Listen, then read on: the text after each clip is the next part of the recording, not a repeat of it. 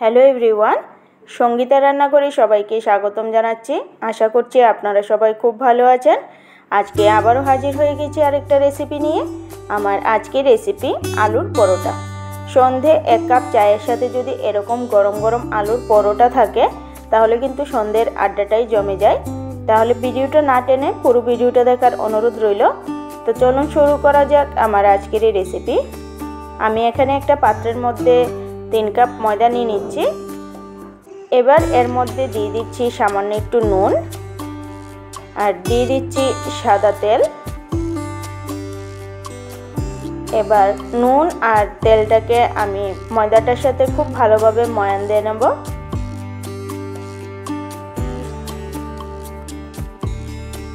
আমি ময়দাটার সাথে তেল আর নুনটাকে খুব ভালোভাবে মেখে নিয়েছি। এভাবে মুঠো করলে যদি এটা ডেলে পাকে যায় তাহলে বুঝবেন এটা খুব ভালোভাবে ময়ান দেওয়া হয়েছে। এবার অল্প অল্প করে জল দিয়ে আমি ময়দাটাকে একটা সফট ডো বানিয়ে নেব।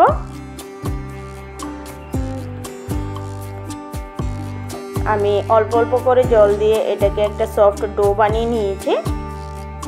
এবার আমি এটার উপর থেকে সামান্য একটু সাদা তেল দিয়ে দেব, তাহলে উপরটা ড্রাই হয়ে যাবে না।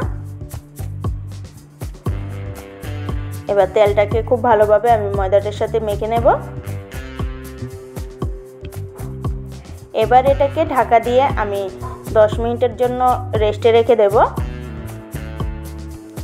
এদিকে একটা চুলার মধ্যে আমি একটা প্যান বসিয়ে দিয়েছি। এবার এর মধ্যে দিয়ে দিচ্ছি সামান্য একটু তেল। আমি এখানে সাদা তেল দিয়েছি। এবার তেলটা খুব ভালোভাবে গরম হয়ে যাওয়ার পর এর মধ্যে দিয়ে দিচ্ছি পেঁয়াজ কুচি আর দিয়ে দিচ্ছি লঙ্কা কুচি। ঝালটা আপনারা আপনাদের পরিমাণ বুঝে দেবেন। এবার এর মধ্যে দিয়ে দিচ্ছি গ্রেট করে নেওয়া আদা।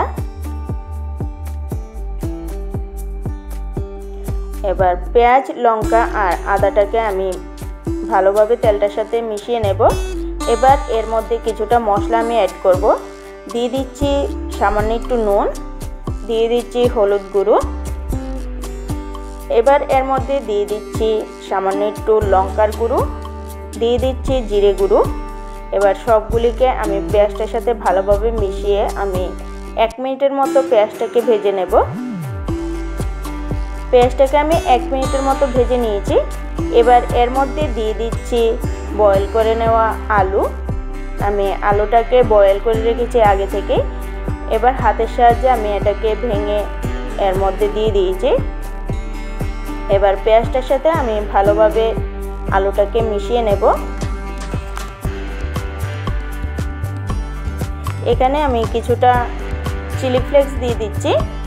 এবার এগুলিকেও আমি সবগুলিকে ভালোভাবে আলুর পুরটার সাথে মিশিয়ে নেব। আমার আলুর পুরটা কিন্তু একদম রেডি হয়ে গেছে। দেখুন প্যান থেকে কিন্তু ছেড়ে ছেড়ে আসছে। এবার এটাকে একটা পাত্রের মধ্যে নামিয়ে আমি ঠান্ডা হতে রেখে দেব।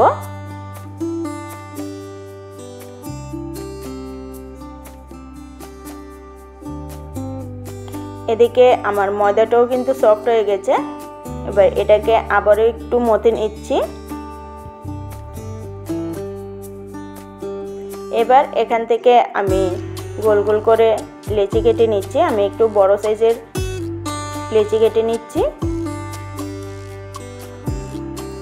এরকম সাইজের আমি লেচিগুলিকে কেটে নেব।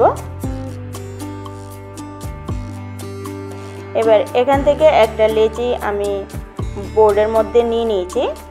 এবার এটাকে আমি বেলনের সাহায্যে একটু হালকা করে বেলে নেব।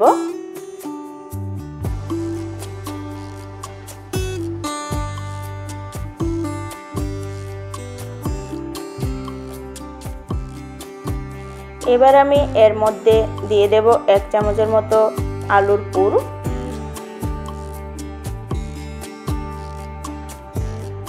পুরটা দিয়ে এবার আমি মুখটাকে সিল করে নেব। মুখটাকে খুব ভালোভাবে সিল করতে হবে, না হলে কিন্তু বেলার সময় পুরটা বেরিয়ে যাবে। এইভাবে করে সব দিক থেকে ঘুরিয়ে ঘুরিয়ে মুখটাকে খুব সুন্দরভাবে সিল করে নিতে হবে।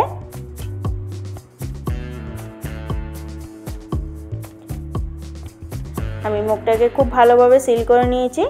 এবার এটাকে আবারও একটু গোল করে নেব। এভাবে করে আমি বাকি সবগুলিকে বানিয়ে নিচ্ছি। এখানে আমি 5টা বানিয়ে নিয়েছি। এবার এখান থেকে একটা বল নিয়ে নিয়েছি। এবার এটাকে আমি হাতের সাহায্যে একটু চেপে নিচ্ছি, তাহলে ভেতরে আলুর পুরটা সব দিক থেকে খুব ভালোভাবে ছড়িয়ে যাবে। এবার এর উপরে সামান্য একটু ময়দা দিয়ে দিচ্ছি। এবার হালকা করে প্রেস করে আমি এটাকে বেলে নেব। বেশি জোরে চাপ দিবেন না, তাহলে কিন্তু পুরটা বেরিয়ে যাবে। একদম হালকা করে সাইড থেকে এটাকে বেলে নেব। আমি এটাকে বেলে নিয়েছি। দেখুন আমি কতটা মোটা রেখেছি। এভাবে করে আমি বাকি সবগুলিকে বেলে নিচ্ছি।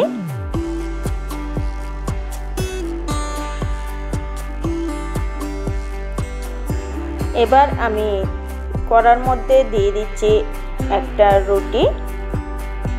আমি আগে থেকে এর মধ্যে তেল দিচ্ছি না, আমি এপিট ওপিট করে ভেজে তারপর আমি এর মধ্যে তেল অ্যাড করব। এক পিঠটা ভাজা হয়ে যাওয়ার পর অপর পিঠটাকে একটু ছেঁকে নিচ্ছি।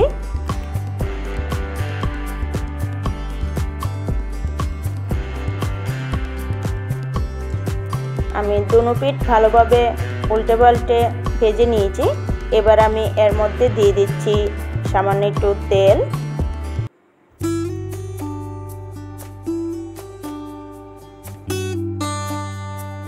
এবার একটা পিঠ লাল হয়ে যাওয়ার পর অপর পিঠটাকে উল্টে নেব।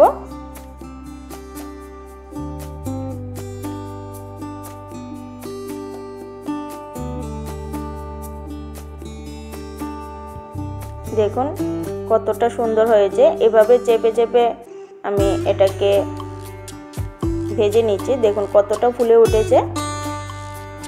এভাবে উল্টে পাল্টে আমি একটাকে ভেজে নিয়েছি।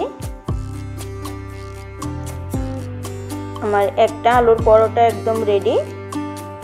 এভাবে করে আমি বাকিগুলিকেও বানিয়ে নেব।